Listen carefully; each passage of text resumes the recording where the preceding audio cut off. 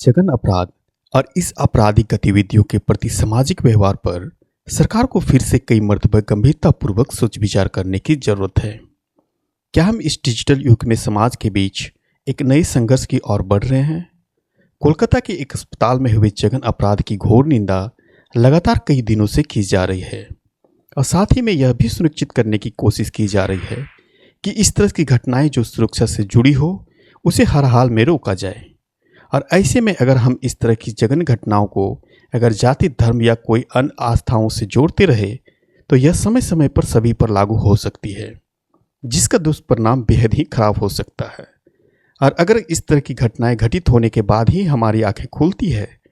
तो इसका मतलब यह है कि हम अपने लोगों को एक बेहतर तालीम देने में सक्षम नहीं हैं, या फिर लगातार ऐसी स्थिति बनी रही तो सब समाज की दिशा में लगातार आगे बढ़ते रहने की उम्मीदों पर भी पानी फेर सकती है। सरकारों को यह सुनिश्चित करने की भी जरूरत है कि कब तक आखिर इस तरह की घटनाओं को हम ढोते चलते चले जाएंगे पीढ़ी दर पीढ़ी। इससे पहले भी कई बार इस तरह के मामले को लेकर हो हंगामा देखे जा चुके हैं, जैसे हाथरस की मामले, और कई अन्य घटनाएं लगातार कई राज्यों से देखने को मिल सकते हैं। उसके बाद भी हम सबक सीखने को शायद तैयार नहीं। अपने नागरिकों को पूरी सुरक्षा प्रदान करना किसी भी सरकार की जिम्मेदारी होती है। समाज में विचारों, भावनाओं और व्यापक व्यवहार में बदलाव कैसे लाया जाए, यह भी सरकार को समाज के साथ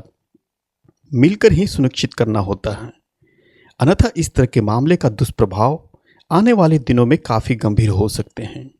और फिर आने वाली पीढ़ी इस तरह की घटनाओं पर विचार विमर्श करने पर मजबूर हो सकती है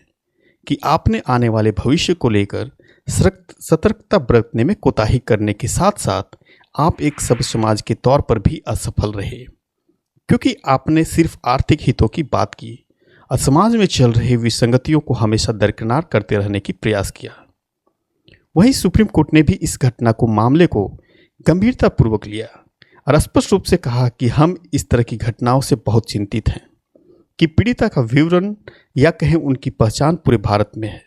जबकि कानून पीड़ितों के विवरण या किसी भी तरह की पहचान के प्रकाशित करने पर भी रोक लगाती है। क्या यही एक तरीका है जिसमें हम पीड़ितों को सम्मान प्रदान करते हैं? मुझे नहीं पता कि किस तरह की सम्मान की बात कही जा रही है, क्योंकि इस तरह की घटनाओं से निपटने की जिम्मेदारी आप सभी पर थी, जो शायद उस तरह की जघन्य अपराध को रोकने या बेहतर प्रणाली बनाने में सक्षम नहीं है। खैर, यह तो बात चलती रहेगी, लेकिन सवाल यह है कि इस घटना के बाद वो कौन लोग थे जिन्होंने अस्पताल के परिसर में घुसकर विरोध प्रदर्शन के नाम पर तोड़फोड़ किए? तो ऐसे में क्या वो लोग किसी खास राजनीतिक दलों से थे जिन्होंने इस तरह की मुद्दों पर राजनीति करना जरूरी समझा, और अब इसी तरह की मुद्दों पर ही राजनीति की जाएगी क्या, या राजनीति के नाम पर तमाम तरह की घटनाओं को अंजाम देने की कोशिश करते रहेंगे जिसकी संविधान कभी अनुमति नहीं देती? लेकिन दुर्भाग्य से लगता है कि यही एक तरीका बच गया है राजनीतिक दलों के पास। इसके साथ ही समाज के कई वर्गों से लगातार कड़ा विरोध प्रदर्शन किया जा रहा है, चाहे वह चिकित्सा क्षेत्र से हो या सामाजिक से या फिर राजनीतिक दलों की ओर से हो। और वो सरकार से अनुरोध लगातार यह कर रहे हैं कि पिछले ऐसे अपराधों की रिपोर्ट अब जनता के सामने पेश की जानी चाहिए, ताकि लोग भी जान सके कि आप कितनी गंभीरतापूर्वक इस तरह की घटनाओं की जांच कर रहे हैं, या यह सिर्फ विरोध के गुस्से और उत्तेजकों को कम करने के लिए किए गए हैं। समय समय पर इस तरह की कई घटनाएं को अलग अलग देश के हिस्सों में दर्ज किए जाते रहे, तो क्या इन घटनाओं का रिकॉर्ड ठीक से नहीं रखा गया या उन्हें गंभीरता से नहीं लिया गया? शायद यही वजह है कि इन अपराधियों को अपने आपराधिक क्षेत्र में अपने व्यवहार को दोहराने के लिए प्रोत्साहित करते रहता है। तो ऐसे में इस तरह की घटनाओं को रोकने के लिए हमेशा तैयार रहने की ज़रूरत है,